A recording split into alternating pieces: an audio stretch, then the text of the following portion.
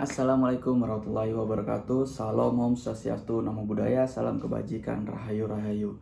Mohon izin memperkenalkan diri, nama saya Muhammad Raja Seia dari kelas Ilmu Pemerintahan B angkatan 2023. Nah, dengan NIM 2302026055. Di sini saya akan membahas beberapa materi.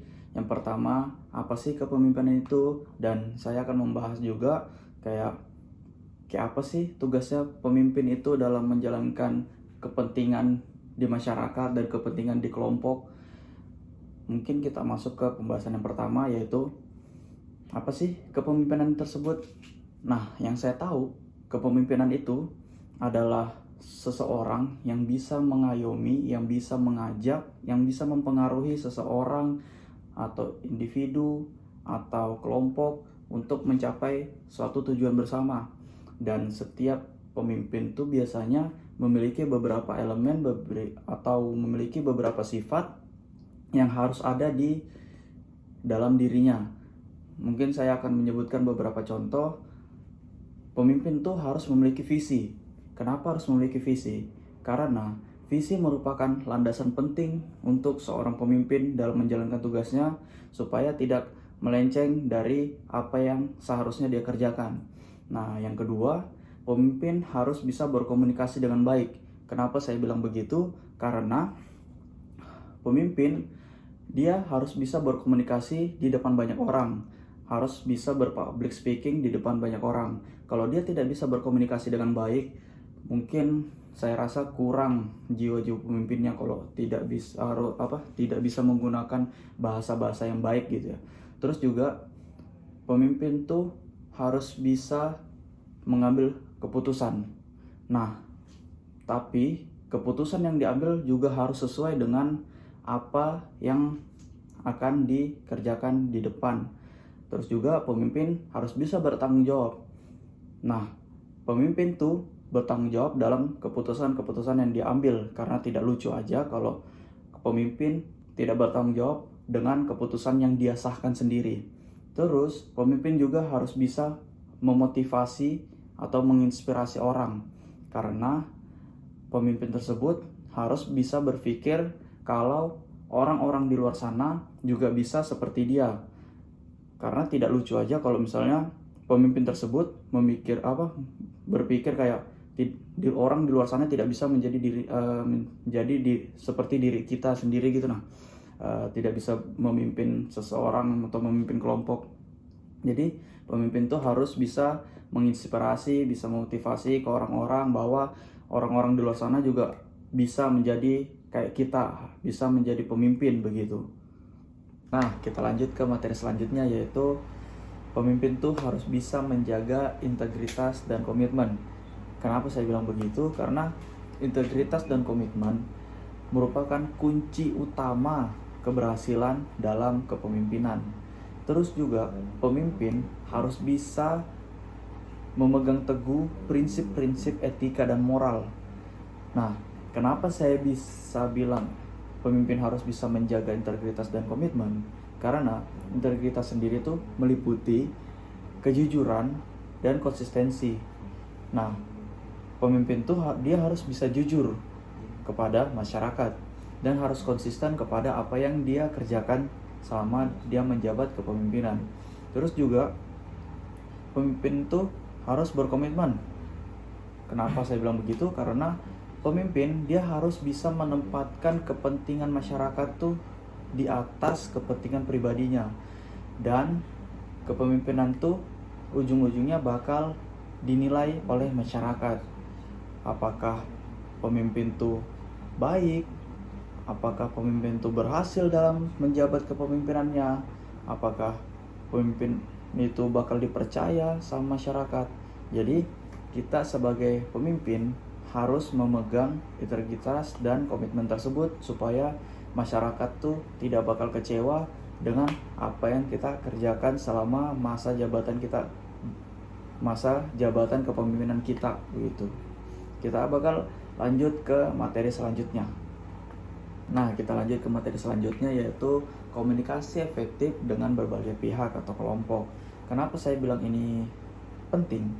Karena komunikasi yang efektif ini merupakan salah satu kunci untuk membangun hubungan yang baik terhadap pemimpin dan masyarakat atau kelompok. Terus juga pemimpin tuh dia harus bisa mendengarkan, memahami, dan merespon aspirasi-aspirasi atau pendapat-pendapat atau pandangan-pandangan dari masyarakat-masyarakat. Nah, komunikasi yang efektif ini juga saya mungkin bagi menjadi 3. Yang pertama ada mendengarkan, yang kedua ada berdialog, yang ketiga ada transparansi. Nah, yang kita masuk yang pertama yaitu mendengarkan. Pemimpin juga harus bisa mendengarkan aspirasi dari masyarakat atau pandangan-pandangan dari masyarakat. Terus masuk yang poin kedua yaitu dialog.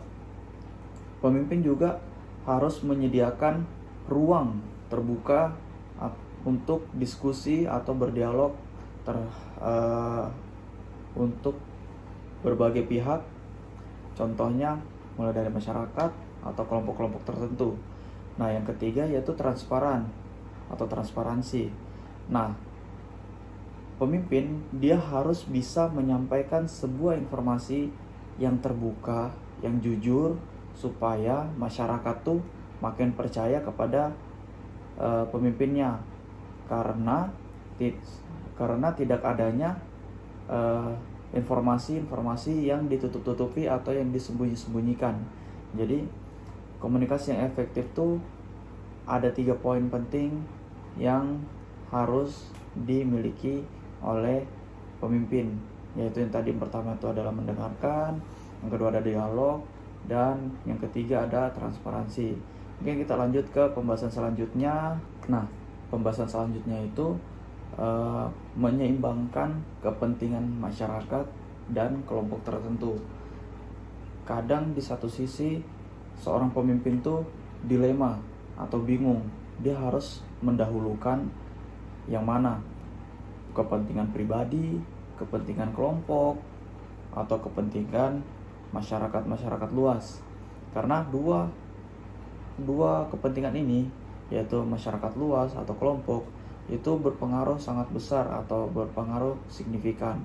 Jadi pemimpinan itu dia harus memiliki keahlian, integritas, dan strategi yang sangat cermat untuk menyelesaikan kebingungan dari dua kepentingan tersebut. Tapi yang saya ambil poinnya itu prinsip atau kunci kepemimpinan yang imbang, dia harus mengedepankan kepentingan umum. Jadi bisa jadi dua-duanya yang bakal dipentingkan, tapi dilihat dulu yang mana yang lebih urgent. Maksudnya yang lebih urgent tuh yang mana lebih membutuhkan duluan. Nah, itu mungkin yang bakal didahuluin kepentingannya. Nah, kita bakal lanjut lagi ke pembahasan selanjutnya, yaitu kita masuk ke pembahasan selanjutnya, yaitu tantangan seorang pemimpin dalam menghadapi berbagai macam kepentingan, mulai dari kepentingan kelompok dan kepentingan masyarakat. Nah, biasanya pemimpin itu dia tuh seringkali bingung, seringkali pusing, karena banyak sekali nih kepentingan-kepentingan yang beragam, entah itu dia dari kelompok atau masyarakat. Kadang juga banyak juga kepentingan yang bertolak belakang dengan seharusnya apa yang dia ajukan. Nah, mungkin saya akan mempersempit pembahasan ini, yaitu saya akan membawakan 3 poin. Yang pertama ada tekanan publik. Nah, kalau tekanan publik tuh dia tuh dituntut dalam transparansi, akuntabilitas, dan pelayanan publik yang baik. Terus kita masuk ke yang kedua, yaitu kepentingan kelompok. Nah, kepentingan kelompok ini dia meliputi ada kepentingan organisasi, kepentingan bisnis, kepentingan partai politik yang memperjuangkan kepentingan khusus gitu. Nah, yang ketiga ini yaitu keterbatasan sumber daya, mulai dari terbatasnya sumber daya waktu, sumber daya anggaran, sumber daya manusia. Nah, sumber daya manusianya ini yang selalu menghambat jalannya untuk memenuhi semua kepentingan atau kebijakan-kebijakan yang sudah direncanakan begitu. Nah, kita lanjut lagi ke pembahasan selanjutnya adalah kita lanjut ke pembahasan selanjutnya, yaitu strategi pemimpin dalam memadukan kepentingan grup atau kelompok dan kepentingan publik atau masyarakat. Mungkin kita persempit pembahasan ini menjadi beberapa poin. Saya akan mengambil 3 poin. Yang pertama itu ada dialog dan negosiasi. Nah, dialog dan negosiasi ini kita harus melibatkan pemangku-pemangku kepentingan, contohnya kayak tokoh masyarakat, pemangku adat, dalam proses pengambilan keputusan atau kebijakan gitu. Nah, poin yang kedua ini ada transparansi dan akuntabilitas. Nah, kita juga harus memantau langsung proses pengambilan kebijakan ini secara terbuka dan dapat dipertanggungjawabkan. Nah, poin yang ketiga ini ada kompromi dan kesepakatan bersama. Kita juga harus mencari solusi apa yang dapat diterima oleh semua kalangan supaya kepentingan atau kebijakan ini dapat diterima oleh semua kalangan dan hasilnya sangat memuaskan begitu. Oke, mungkin kita akan masuk ke pembahasan kita, mungkin kayaknya pembahasan yang terakhir. Kita akan masuk ke pembahasan terakhir, yaitu kesimpulan. Oke, kita masuk ke pembahasan yang terakhir, yaitu kesimpulan. Nah, kesimpulan di sini saya akan membahas kunci kepemimpinan pada kepentingan publik. Di sini saya akan persempit pembahasan ini karena kesimpulan. Saya akan membagi menjadi 5 poin. Nah, poin pertama adalah prinsip. Jadi pemimpin tuh prinsipnya harus menerapkan visi dan misi. Habis itu poin yang kedua adalah transparansi. Jadi pemimpin tuh harus menyebarkan informasi-informasi yang terbuka dan jujur. Habis itu poin yang ketiga adalah akuntabilitas. Jadi pemimpin tuh harus bertanggung jawab atas semua keputusan atau kebijakan yang diambil. Yang keempat itu adalah komunikasi. Nah, pemimpin ini harus berkomunikasi atau berdialog secara terbuka. Nah, yang terakhir ini adalah integritas, yaitu jujuran dan komitmen atas semua keputusan yang diambil. Mungkin cukup sekian pembahasan yang saya bisa bahas di video ini. Kurang dan lebihnya saya mohon maaf, karena kesempurnaan itu hanyalah milik Allah Subhanahu wa Ta'ala. Jadi saya akhiri, wabillahi taufiq wal hidayah. Wassalamualaikum warahmatullahi wabarakatuh. Bye bye.